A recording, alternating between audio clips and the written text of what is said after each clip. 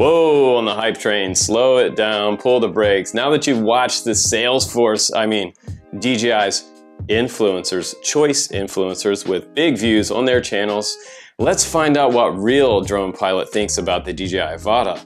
Good, the bad, and the ugly before you buy it.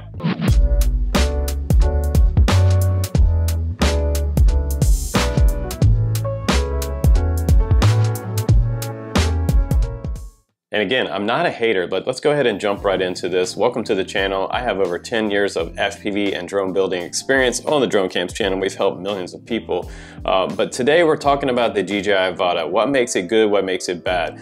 The great thing that I think about it is it looks like an entry-level Cinewhoop, and that's a category in our FPV community. This is a class of drones that is usually under 250 grams, gets you a decent flight time, will carry a GoPro or decased GoPro like a GoPro Bones or the Flywoo decased GP9.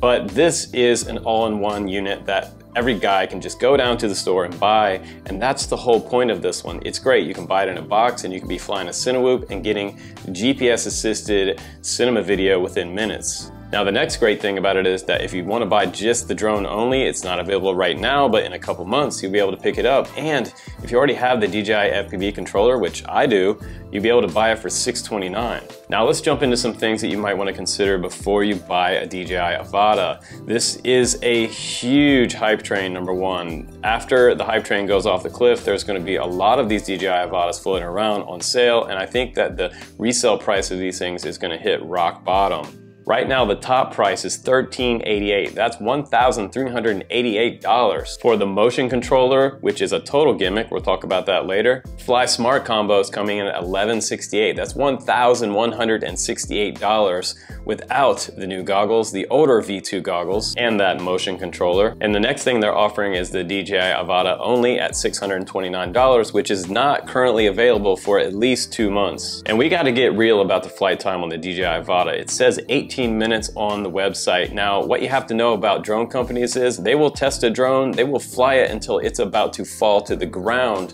for that flight time, and then they will advertise that price as the top flight time that they were able to achieve with that battery at 18 minutes. Now, that might be inside a closed space, no wind, perfect condition. And the next thing you really need to know, if I was your friend and you're going to buy this drone, I would tell you that the 18-minute flight time posted on the website and all of the websites selling the DJI Avata is complete hearsay. It is the maximum flight time that they've tested with the battery until it was about to drop to the ground in a gymnasium somewhere without any wind or going up and down mountains. If you're doing elevation change and you're flying up and down, the real world flight time on this drone is going to be around 10 to 12 minutes. So take that into consideration. That is not the real flight time. The next thing that we all notice in the FPV community is it is extremely underpowered, small airframe, and extremely loud. If you fly this anywhere near a playground, you're gonna be that guy that everyone turns around and looks at and is going, oh my God, don't be spying on little Jimmy.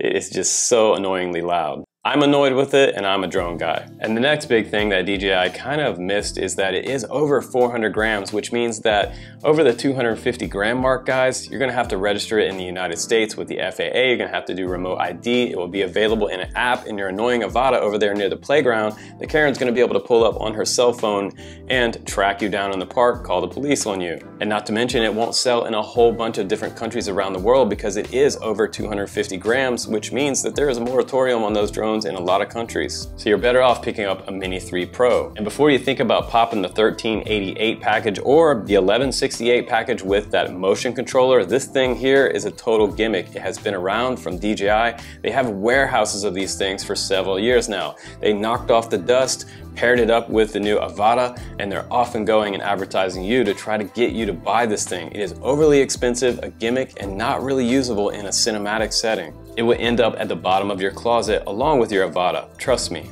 And take all this with a grain of salt. This is only my opinion, only my educated opinion after flying thousands of drones on my channel and 39 million views. So this is just my honest opinion on the channel, and hopefully it helps you guys like not buy it or buy it. I don't care if you buy it or you don't buy it. I'll put my affiliate link down below. Yeah, just like everybody else, you can give me a kickback for telling you the truth. And I don't have mine yet. I may order one on the channel to review and give you an honest review and comparison to my all-time favorite Geprc Cinewhoop 35 Cinewhoop. This one will fly circles around the Dji Avata and is much quieter. Also runs on 6S battery, so getting around the same flight time with a 6S 1550 battery.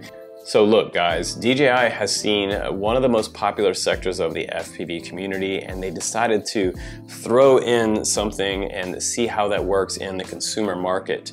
Now I have to tell you that it's not made for performance. The flight time, the motors on board seem to be a little bit small, the RPMs are super high, it is very extremely loud, it's over 250 grams.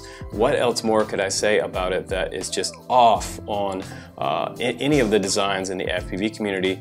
Will smash it. Beta FPV, iFlight, Geprc, the Cinewhoop 35, they will all fly circles around the DJI Avata. So before you jump out there and spend $1,200 to $1,300 to $1,400, you want to just take this into consideration, take it with a grain of salt. It's only my opinion, but please do subscribe on the channel for more honest reviews coming up on the Drone Camps RC. I'm Justin Davis. Take care, guys. I'll see you on the next one.